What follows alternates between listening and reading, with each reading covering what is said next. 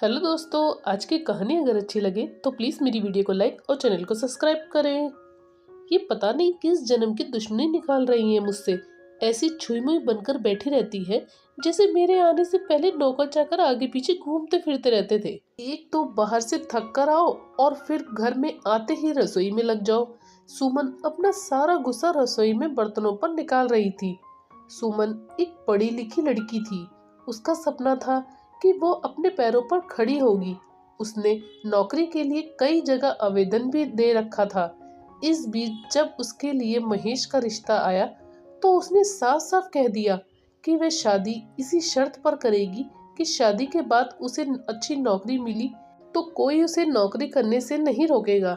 आखिर इतना पढ़ लिखने के बाद वह घर पर नहीं बैठ सकती। महेश और उसके घर वालों को इस बात से कोई आपत्ति नहीं थी कि उनकी बहू नौकरी करेगी, इसलिए दोनों तरफ से खुशी खुशी रिश्ता हो गया। शादी के कुछ दिनों बाद ही सुमन का ज्वाइनिंग लेटर आ गया। सुमन ने अपने ससुराल वालों से कहा कि वह अब नौकरी करेगी, तो उनकी सास कांता जी ने सारे परिवार के सामने कह दिया था, बहू नौकरी करेगी, इससे मुझे कोई आपत्ति नहीं। मैं ये भी नहीं कहूँगी कि वे पहले सारे घर का काम करे फिर नौकरी पर जाए, लेकिन मैं अब पहले की तरह पूरा घर नहीं संभाल सकती।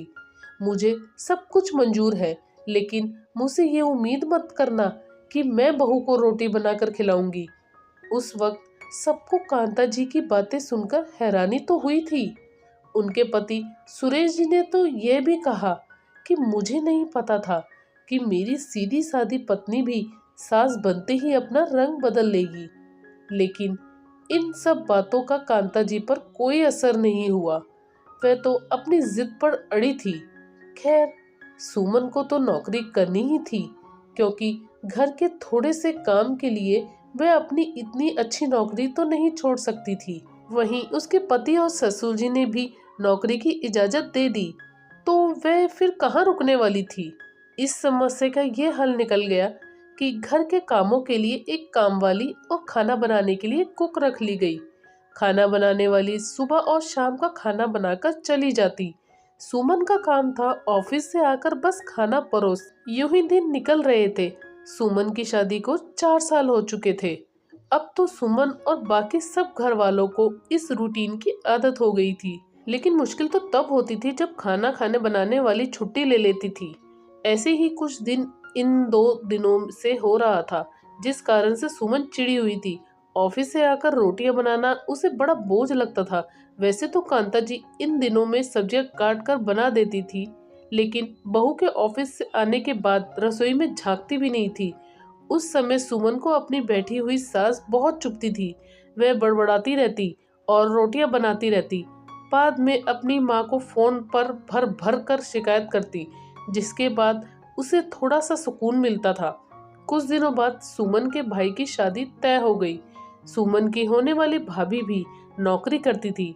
सुमन की माँ ने सगाई के वक्त ही खुश होते हुए गर्व से कह दिया कि भाई मैं तो और सासू की तरह नहीं हूँ, जो बहू के आने पर हाथ रख के बैठ जाऊं।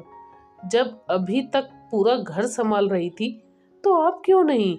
मेरी बहू को मेरी तरफ से पूरी छूट रहेगी। जब एक माँ अपने बच्चों को रोटियां बनाकर खिला सकती है, तो बहू को क्यों नहीं खिला सकती? बहू, तुम निश्चिंत होकर नौकरी करना, रसोई मैं संभाल लूंगी। सुमन की माँ के उच्च विचार सुनकर उसकी होने वाली भाभी का पूरा परिवार और खुद सुमन भी गदगद हो गई। वाह माँ, आप कितने बड़े दिल की हैं। काश मेरी सास भी आपकी तरह होती, लेकिन मेरी किस्मत में यह सुख कहाँ। मेरी सास को तो बस हुक्म चलाना आता है। मुझे गर्व है। अपनी चिड़चिड़ाहट निकालते हुए सुमन बोली। कुछ दिनों में ही सुमन के भाई की शादी हो गई और कुछ दिन बाद ही सुमन की भाभी ने अपनी नौकरी ज्वाइन कर ली। सुमन की माँ भी अपनी बहू को हथेलियों पर रखती थी। सुबह का नाश्ता, टिफिन, फिर रात का खाना भी तैयार रखती थी। अपने हाथों पर से परोस कर सबको खाना खिलाती थी। उनकी बहू भी मम्मी जी करती हुई अपनी पसंद नापसंद बताती रहती थी, जिसे सुमन की माँ बड़े चाव से पूरा करने में लगी रहती थी। खुशी खुशी दिन बीत रहे थे, लेकिन ये प्रक्रिया धीरे धीरे अब उदासीनता में बदल रही थी। सुमन की भाभी को अब कुछ भी ना करने की आदत पड़ गई थी। एक दिन जब सुमन फोन पर अपनी माँ से बात कर रही थी तो उसकी माँ रो पड़ी। बेटा, मैं इतना करती हूँ तेरी भाभी के लिए, फिर भी उससे मेरी कोई कदर नहीं। अरे मेरी दी हुई छूट अब मुझ पर ही भारी पड़ने लगी है। क्या हुआ माँ, अब ऐसे क्यों बोल रही हैं? आप तो भाभी का मुझसे भी ज्यादा ध्यान रखती हैं। क्या भाभी ने आपको कुछ कहा है? सुमन बेचैन रहते हुए पूछने लगी। क्या कुछ कहा बेटा, अब तो सब कुछ वो मुझे ही कहती है। ऑफिस से आने के बाद एक गिलास पानी के लिए भी मुझे ही आवाज देती है। नाश्ते में थोड़ी देर हो जाए तो मदद करने की बजाय गुस्सा होकर यूं ही बिना खाए चली जाती है। आखिर मेरा भी कुछ आत्मसम्मान है या नहीं? मैं तो उसके लिए बस कामवाली बनकर रह गई हूँ। माँ, ये तो बहुत गलत बात है। आप राहुल भैया को साफ साफ कह क्यों नहीं देती कि अपनी बीवी की लगाम खींच कर रखे? आप माँ हैं, कोई नौकरानी नहीं।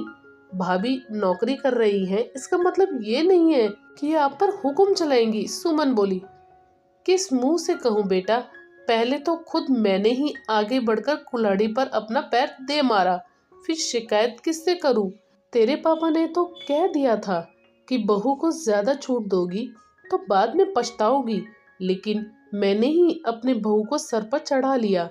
एक बात कहूँ बेटा, तू चाहे अपनी सास को कुछ भी कहे, लेकिन समधन जी का फैसला सही था कि वो बहू को रोटियां बनाकर नहीं खिलाएंगे। एक बार वह सबकी नजरों में बुरी अकड़ू सास तो बन गई, लेकिन आगे के लिए कम से कम अपना आत्मसम्मान तो बचा लिया। अब ना तो तू उन्हें कोई ताना दे सकती है और ना ही कोई रिश्तेदार। काश मैंने भी शुरू से ये घर गृहस्थी की पूरी जिम्मेदारी अपने सर पर लेने से इनकार कर दिया होता तो आज मेरा यह हाल ना होता। माँ की बात सुनकर सुमन निशब्द हो गई। भारी मन से फोन रख दिया। बाहर हॉल में आकर देखा तो सास ससुर आराम से बैठकर बातें कर रहे थे। सुमन की सास कांता जी मुस्कुराते हुए बोली। पता नहीं आज क्यों सुमन अपनी सास की बातें सुनकर चिढ़ नहीं रही थी, बल्कि वह भी मुस्कुरा उठी। सही तो कह रही है मम्मी जी, एक गृहिणी को अपने लिए वक्त ही कब मिलता है। पहले अपने बच्चों को पाल पोस कर बड़ा करो, फिर कामकाजी बहू आ जाए तो उसे और उसके बच्चों को संभालो।